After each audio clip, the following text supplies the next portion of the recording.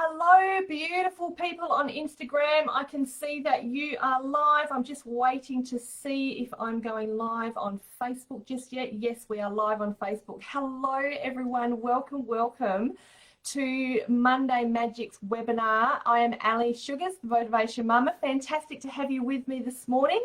Now, these little half-hour webinars are all about setting you up with something very motivational for your week ahead. And it's just my little way of sharing the love with you all. So what I want to talk about this morning is the topic of attaching our success or failures to someone or something else. Interesting topic, isn't it? And kind of, for me, this is something that when I think about it, actually feels like it gets in my face a little bit. So I thought, why not? Let's just put it out there. So what I want to do today is I want to chat about a few times in my life personally. And look, I'm not going to lie, there are many. When I've personally learned lessons from actually doing this, from attaching, my successes and my failures to other people and other scenarios, right? I want to preface today, though, by saying that personally, I really dislike the words failure, mistake, blame, wrong. I don't like words like that, but even though I don't like them and I try not to use them in my everyday language, I'm actually going to, for the purposes of today, I'm going to very reluctantly use these words to try and help share what I want to share. So I hope that's okay with you. Now, I think about a time, what I want to invite you to do actually is I want you to think about a time in your life when something maybe hasn't gone quite your way, right? Whether it's a big thing or, whether it's a small thing, just have a think back about something, that hasn't at all gone the way that you thought it was going to, or that you might consider to be, let's say a mistake, if you like, in your life, again, for want of a better word. Let me know, pop it in the chat if you can think of something like that, if it is something that you want to share, of course. And then I want you to ask yourself is what happens then when you think back over that situation? What happens in your brain? What do you think about? Just have a think about that for a moment as I'm talking about what I want to talk about today. So I got to say, girls, I have had many situations and changes in my life that I could talk about today. So my history, of course, being, that I have survived 3 separate abusive relationships, and I've also survived sexual harassment and bullying in the workplace. So, they're the big things, right? There's a lot of small things as well, all right? But the first thing that comes to mind when I think about over my life is I actually go back to particularly my first marriage, right? And a lot of people will say, and a lot of people have said to me, oh, that must have been a big mistake, that relationship. And honestly, when I think back on it, do you know what? I could never, ever call that relationship, even though it didn't turn out the way either of us expected it to, I could never call it a mistake.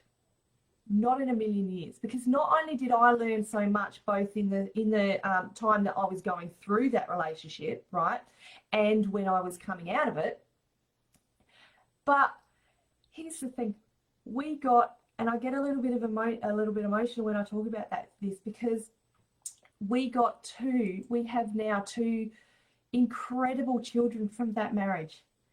And I love these kids. These I call them kids, they're in their mid-20s now. How could I ever call that relationship a mistake because these 2 incredible human beings came out of that marriage, And even though it wasn't in any way what, as I said, what either of us expected it to be, but look at what we got out of it. 2 blessings, you know, and now they're growing up and they're getting married, and, you know, they've got their own partners, soon to have children when the time comes for them, you know, so never in a million years would I call that a mistake. But not only that, you know, since I learned so much in that marriage, but I learned a lot. I've learned a lot since then, you know, from that perspective alone. I've learned a lot from many perspectives, but when I think about that situation and that time in my life alone, I've learned a lot, right? And then I move on to my second marriage. And I think, yeah, did I learn from that situation? Oh my God, yes, I learned even more, if you like, in that situation as well. Because this time in my life, when I came out of that marriage, was a time when I really came into myself as an individual. So that I learned a lot about myself. And even when I go to the workplace situation, you know, did I learn a lot out of that situation? Oh my God, yes, you know. Many mistakes were made there by a lot of different people. Did I learn from it? Hell yes, absolutely. There's a lot to tell there, but we don't have time today because this only meant to go for about 30 odd minutes, right? But I have to be honest, and there's a lot of times when I've also, on very regular occasions, looked back over things, and I have tried to, or not tried to, I have attached blame to other people in those specific circumstances, right? But is the blame solely focused on another person? No, of course not. Because a reality that I have had to accept is that it takes 2 sides in every situation. Absolutely, it takes 2 sides.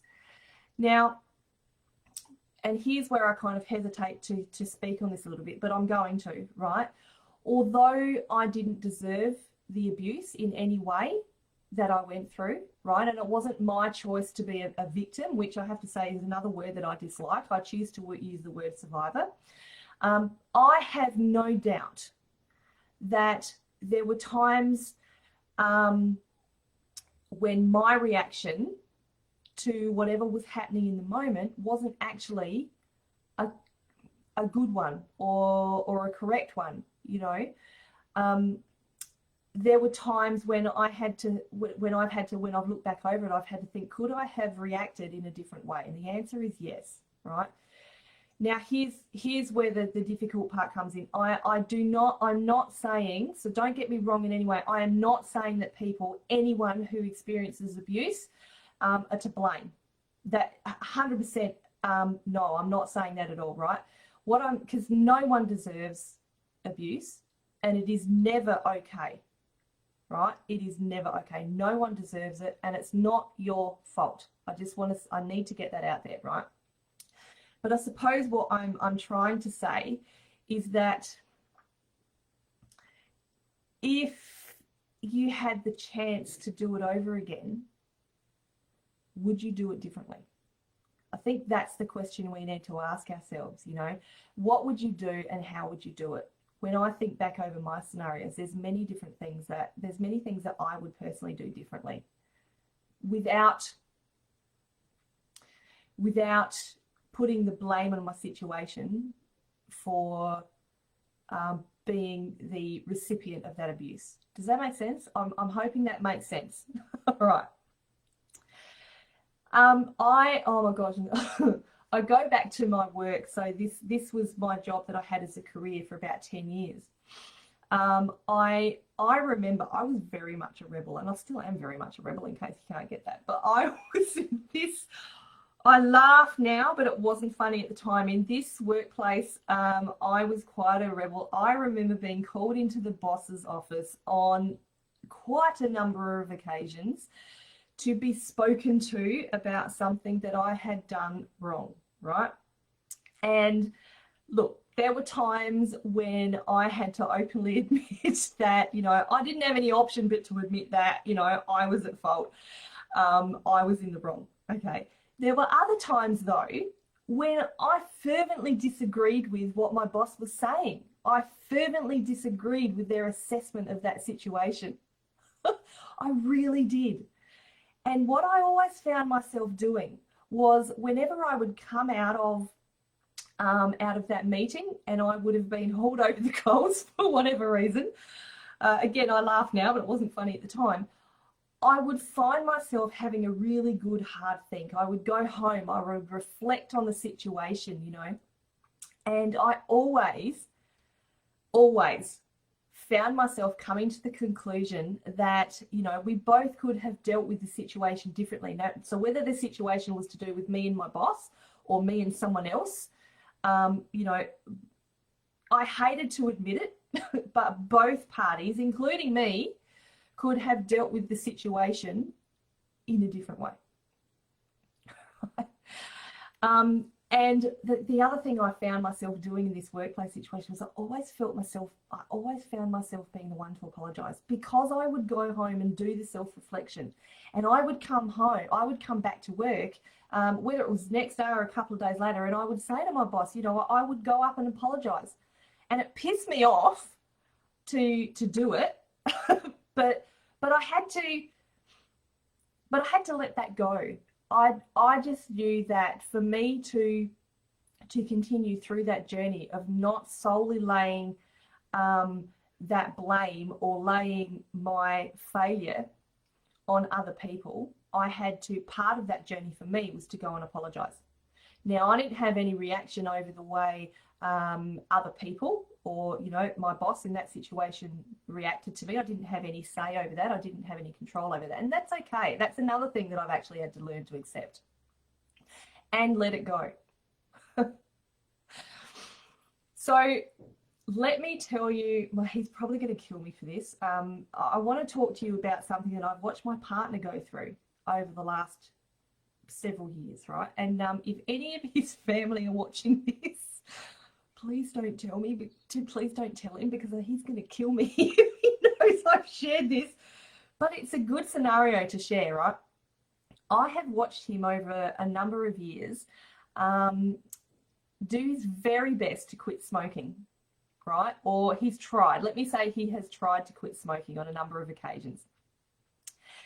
And what has happened here is I have watched him attach, he has literally attached either his success or his failure to something or someone else. And this is what's happened. So the first time he came to me and he said, Ali, I'm going to quit smoking. I've gone, fantastic. I am right behind you on that. You know, I'm going to support you in any way I can. And, you know, he, in saying that, I think that was probably a learning experience that I can go through, that I could learn from, because it was almost like I gave him permission to use me as an excuse to when he didn't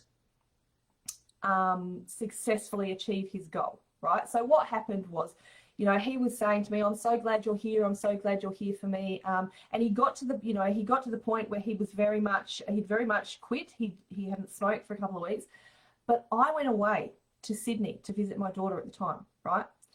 While I was away, he started smoking again. And what he said to me when I came home really highlighted to me the fact that he was attaching his success or his, again, don't like the word failure, but the lack of achieving his goal on me, because he said to me, while you were away, I got really lonely and I started smoking again. So it was almost like he was blaming me inadvertently for his loneliness. Does that make sense? And then, so of course he started smoking again. The next year he tried again. He said, I'm going to quit smoking again. And I'm like, great. Okay. So this time I had learned from that past experience, right? So I said to him, that's fantastic, babe. But what I don't want you to do is I do not want you to attach that, whether you achieve your goal, I don't want you, it's got nothing to do with me. It's your choice. That was what I said to him, right? But what I heard him say this time was he said, okay, and he was in a very stressful workplace situation himself at the moment. And he said to me, look, I'm going to do it, but we'll see what happens when I go back to work next year. Those were his words. So what he had done by using those words was he had actually already given himself an excuse to not be successful on his journey. Can you hear that? And of course, what do you think happened? So he went for a good number of months. He worked really hard, and he did end up quitting smoking for a number of months. But guess what happened?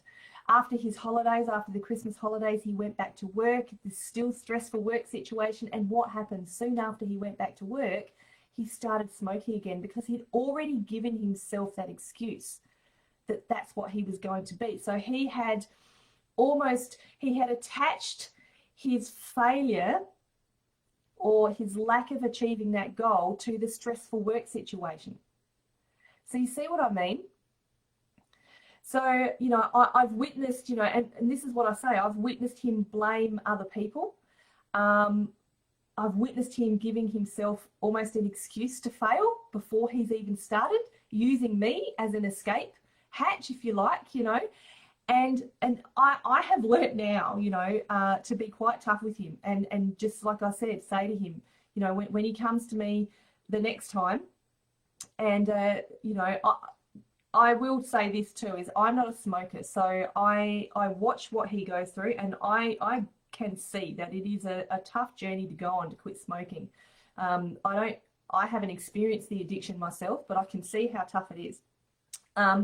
But without giving him an excuse, right, I have actually said to him is, again, I'm right behind you, but don't blame me or anybody else if you don't achieve your goal. I want to remind you that this is something that you want to do for yourself.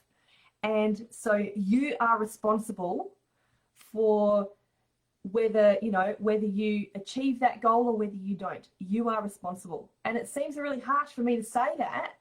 There's a bit of tough love, and you don't like it when I say it, but it got my point across. So in this, you know, what we're talking about today, I'd love to talk about some positive ways that we can react to and deal with failure or challenges when they happen, right? The first thing is be realistic around the situation, right? If you demand perfection of yourself, you're actually setting yourself up for disappointment. Now, perfectionism, that's a whole nother topic we could get onto, but we don't have time today. But me, you know, I go back here again to me doing Facebook Lives. You know, I used to, when I did Facebook Lives, you know, I'm thinking I had to go on and have all the right words to say. If I tripped over my words, it was the worst thing I could do.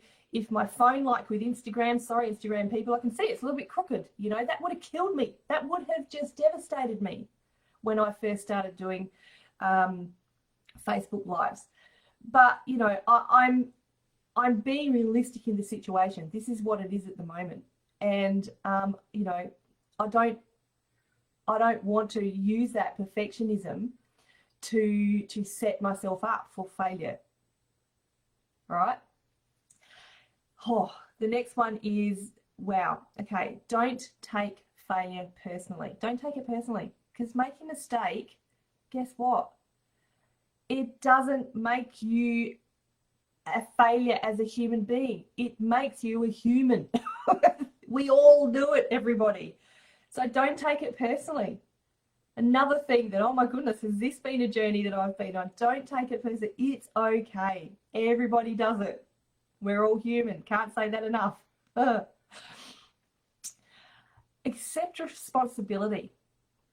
Is that, you know, nothing positive is gained by using others as a scapegoat, which is what I've been talking a lot about today.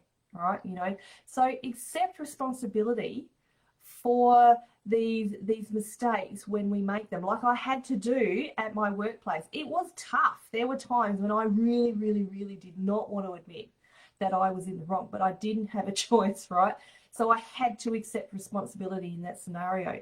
Even there are times in my first marriage, you know, in all the scenarios I've been through really, where I've had to accept some sort of responsibility. Tough to do, but it is part of the process. Be kind to yourself. Be kind to yourself. Don't tear yourself down for making a mistake or failing, right? You wouldn't say that, you wouldn't tear others down for making a mistake. So why do we tear ourselves down when we do it? We need to remember to just give ourselves a break. It's okay. Again, go back to the fact that we are human and everybody does it. So remember to be kind to yourself. Share the love. Share the love, people. Try again. Try again. Keep trying. Don't give up. You know, get back on the horse, so to speak. Don't continue to, which is always a temptation, I think, to wallow in that space of self-pity. I particularly started to go through this process when I came out of my workplace. You know, the bullying. I was very much for quite a while wallowing in self-pity, but you know, thinking, you know, oh, I've lost my career, I've lost a major income, I've lost a lot of friends, and I was very much in self-pity party there, and I was obsessing over it for a lot. And that wasn't healthy in any way, was to obsess over it. So I had to come to the conclusion, and this is what I want you to do as well, is that we can't change the past. The past is the past, right? But we can learn from it. We can't change it, but we can learn from it, and we can adapt the way we are now, so to help it affect our future.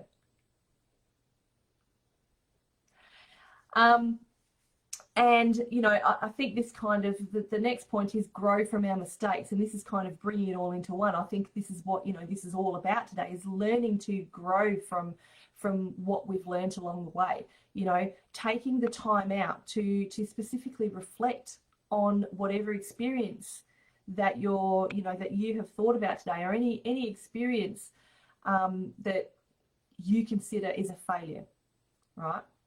You know, I notice I always do that when I say failure. So learn from your mistakes. You know, adapt to the mistakes, adapt from them, learn from them, and adapt accordingly. That's a really important thing to do. And I've already said this. The last thing is, you know, don't give up. Never give up. Most people, a lot of people, you know, I've said most, but a lot of people will fail before achieving a true success or a true goal that they've got, you know. But the difference is that people who achieve their goals will never stop trying. So don't give up. You know, it's kind of like, you know, failing forward. So you're learning from you know, it's a learning experience, which is the words I'm using, learning experience. Never give up, right? Don't quit. Learn from it every time. Keep moving forward, right? So as I mentioned before, when I came out of my second marriage, this was probably for me one of the most significant learning experiences and the times in my life when I had learnt about myself in particular, right? I had the perception of myself before going into that marriage, that I had to have a significant other to be a whole person, right? I'd watched my parents have a very successful, long, loving marriage up until my mum passed away. And I was under the belief, I had the belief that to be a complete person, that I had to have a significant other as well. Okay. When I came out of that second marriage, this was when I really, really came into myself, and I came to the realization that all I needed was me. All I needed was Ali. It was an incredibly powerful realization to have. And the one thing that I kept, saying to myself was, I am the most important person in my entire universe. This is what I used to say to myself, that I had to come to that conclusion, and that I had to look after myself first. So, did I take lessons from the marriage that I had just come out of? Shit, yeah. Did I have lessons from the other marriage that I come out of? Of course, I already said that. I've learned so much along the way, so much from both of them. And I think the biggest one is that, the biggest lesson I learned, particularly coming out of that second marriage, was that it's okay to just be me. Just be Ali. Just sit back, just sit in my own skin for a while, and honestly, when I think about it, that period in my life was one of the happiest times in my entire life, because this was when I was going on a journey to discover the essence of Ali. And she's a pretty awesome lady. I'm not going to, sorry, not sorry. No, I'm not sorry at all. Ali's a pretty awesome lady. But it was an amazing journey to go on to find out who she was as a person. I was more than a mum. I was more than someone's partner. I was Ali. I was this beautiful, beautiful person. Anyway, I could talk about this forever. So on that subject, right, we have Valentine's Day coming up. It is February. It is now the 8th of February. So next week, we have Valentine's Day coming up, right? And this is the time when many of us, I've been in this situation, we might be alone. And often, because it's kind of shoved in our face a little bit, we might feel even lonelier. But I want you to remember here, this is something I want you to remember. It's something that I had to remind myself of, is that you are the most important person in your entire universe. Let me say that again. And I want you to write this down. You are the most important person in your entire universe. And remember that as you go through this period when you may be feeling a little bit lonely. Now, this leads me into telling you all about something that's happening within my group, Women Rising Above, tomorrow night. I'm really excited about it. So we have an online meetup happening. For now, I must stress this is for women only. And we have an online meetup happening tomorrow at 6:30 p.m. Adelaide time. And we have a wonderful guest, Susan Stark. Now, Susan is a sex coach and erotic healer, so that's something a little bit different. And she is going to be speaking on the 4 essential foundations to sensual empowerment. It's going to be a really incredible topic to speak about, and I'm really excited actually to hear what she's going to share with us.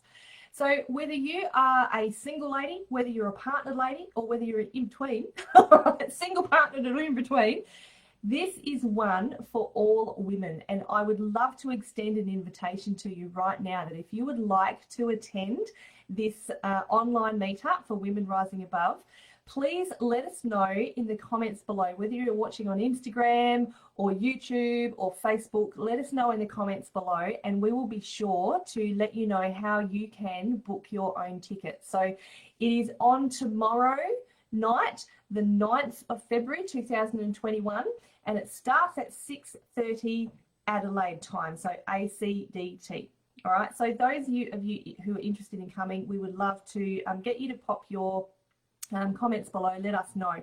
So as I said, in Facebook, Instagram or YouTube, let us know. We'll be checking the comments and we'll let you know how you can get tickets. All right, my beautiful people. So thank you for joining me today and, learning all about how not to attach, your successes or failures to someone or something else. Now, I hope you've got a lot out of today.